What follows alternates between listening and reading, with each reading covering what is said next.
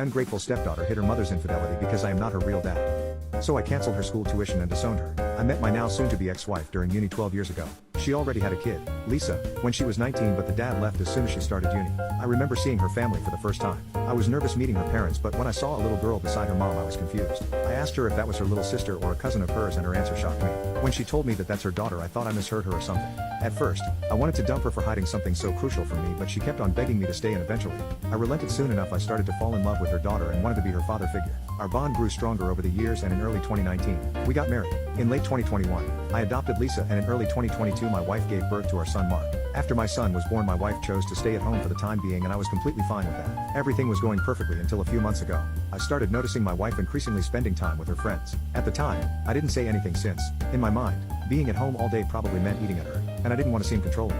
The thing that made me suspicious was her constant texting and going out of the room for calls. She never did that for anyone besides